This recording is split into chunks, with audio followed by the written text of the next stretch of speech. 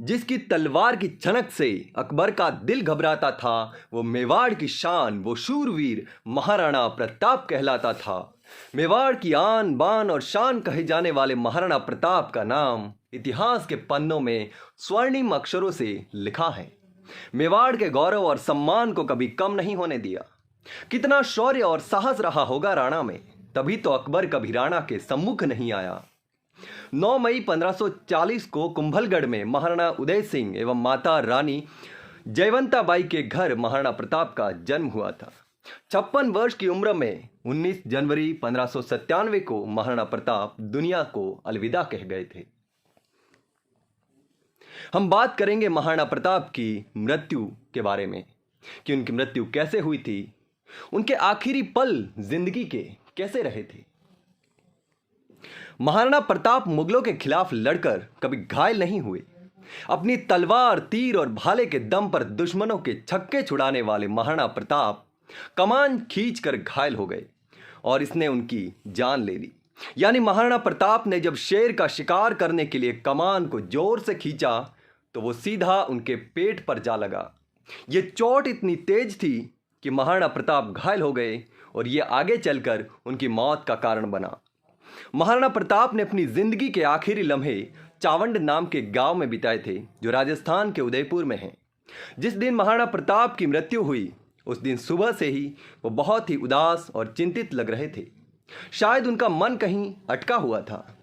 महाराणा प्रताप ने उन सभी लोगों को पास में बुलाया जो उनके बहुत करीबी थे, जिनमें उनका पुत्र अमर सिंह और परिवार के अन्य सदस्यों के साथ मंत्री और सामंत भी मौजूद थे, जिन्होंने हल्दी घाटी के युद्ध में महाराणा प्रताप का साथ दिया था। जब महाराणा प्रताप ने सभी को अपने पास बुलाया तब वो उदास थे। तभी सलुंबर के सामंत चुंडावत ने महाराणा प्रताप से उनकी दुख होने का कारण पूछा। वहां मौजूद सभी लोग महाराणा प्रताप की ओर देखने लगे। महाराणा प्रताप कुछ बोलते उससे पहले ही सामंत ने महाराणा से पूछा कि क्या कारण है कि आपके शरीर और प्राण में भयंकर युद्ध हो रहा है, फिर भी आपके प्राण शरीर को छोड़ने को तैयार नहीं हैं। सवाल बहुत मुश्किल था। इस पर महाराणा मुस्कुराने लगे, लेकिन उनके चेहरे पर चिंता साफ नजर आ रही थी। उनकी चिंता थी मेवाड़ के गौरव की रक्षा की, क्योंकि उनको लगता था कि उनके पुत्र महाराणा अमर सिंह थोड़े कमजोर और आलसी व्यक्ति हैं।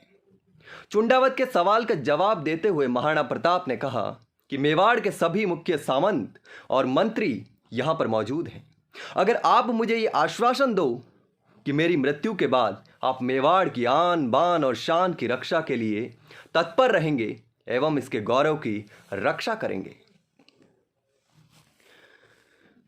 महाराणा प्रताप की बात सुनकर सभी सामंत खड़े हो गए और एक साथ सभी ने मेवाड़ के प्रथम राजा बप्पा रावल की शपथ लेकर महाराणा को आश्वासन दिया कि मेवाड़ की शान और इसके गौरव की रक्षा के लिए हम हर समय अपना शीश कटाने के लिए तैयार रहेंगे। ये बात सुनकर महाराणा प्रताप का सीना गर्व से चौड़ा हो गया और इसके साथ ही महाराणा प्रताप ने 19 जनवरी 1597 को अपने प्राण त्याग दिए थे। एक राजा के देश प्रेम की भावना और क्या हो सकती है। अपनी मातृभूमि की रक्षा के लिए अपना धन दौलत, आराम, महल, किले सब त्याग दिए। जंगल में रहकर घास फूस की रोटी खाई, लेकिन कभी अपने स्वाभिमान को कम नहीं होने दिया। जब मुगल बादशाह अकबर के कानों तक यह खबर पहुंची कि मेवाड़ का लाल अब नहीं रहा, उन्हें अपने कानों पर विश्वास नहीं हो रहा था। यह कैसे हो सकता है?